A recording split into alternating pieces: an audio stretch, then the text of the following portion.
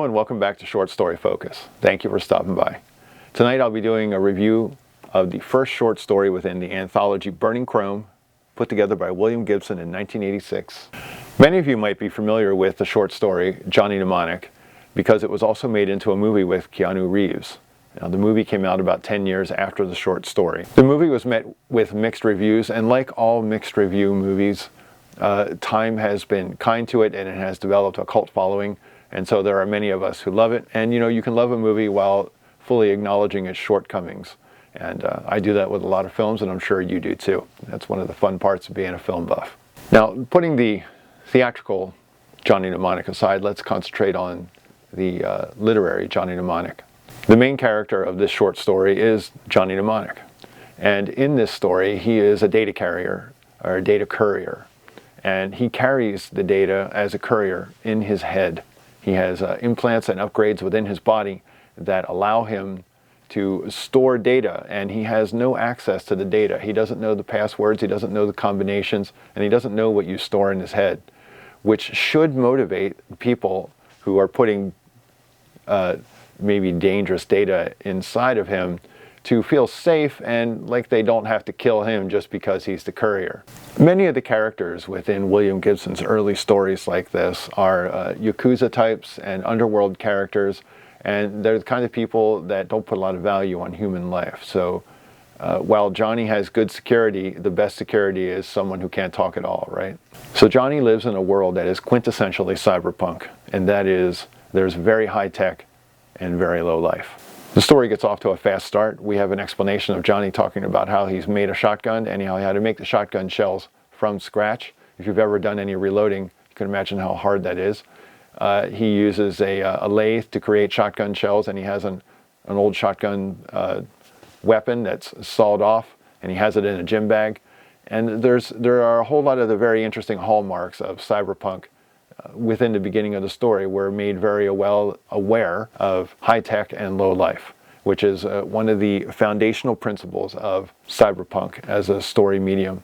Johnny needs to get this data to the people it belongs to, but it's looking like he's not going to be able to because the guy who had the password is no longer with us.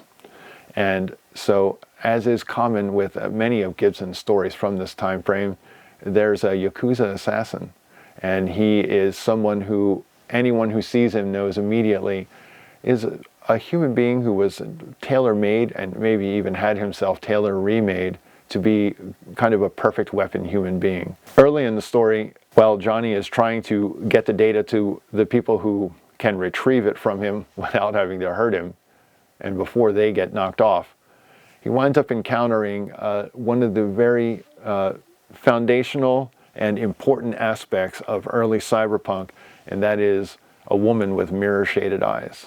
The woman with implanted mirror-shaded eyes in this story is Molly.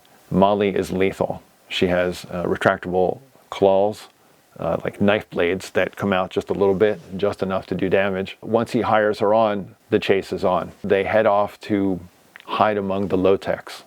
The low-techs are people who have modified their bodies even more than people like Molly with her mirror-shaded eyes. The low-techs have dog teeth and other animal features made into their bodies to make them fearsome and look dangerous, and probably also to be effective for fighting. In this future, people are still solving their problems with hand-to-hand combat when needed, and hand-to-hand combat skill is still something that's valued and also something that not everybody has. The story is written with William Gibson's just outstanding prose. So it doesn't matter that it's really not about a whole lot except this one little incident that happens. I mean, it is the epitome of a short story, right? A short story should be about one thing, but it still needs some foundational elements. And some of those foundational elements are missing, and yet this is still a really great short story about one thing that happens very quickly in an evening within a very short span of time. The best part about it is that you just get to read William Gibson's prose, which is just so well done and so elegant and so expressive. He says a lot with a little, and as you're reading it, especially if you're giving it a close reading, it really does make you wonder, how does somebody say so much with so little? It is very well done that way. As I had mentioned previously, this story has a lot of the elements within it that are, I would say, foundational and also anchor cyberpunk into what it is. And that is that you have people who are cybernetically modified to an alarming degree in some cases, to the point where they've almost transcended their humanity.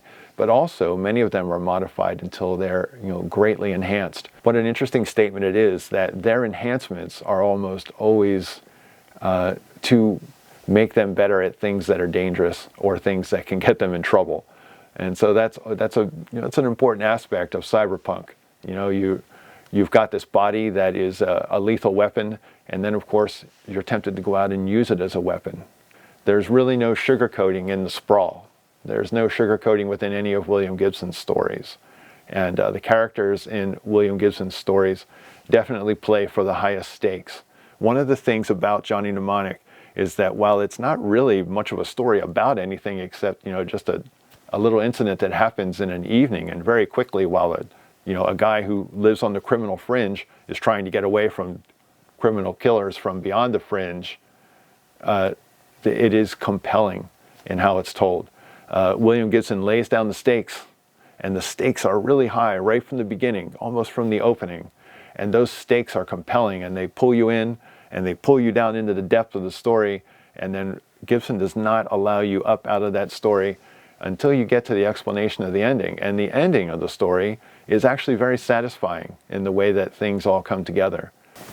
In Bruce Sterling's really nice preface to this book, I thought he said something really interesting here, and I feel like this is exactly what people are saying now. Yet the sad truth of the matter is that SF has not been much fun of late. All forms of pop culture go through doldrums.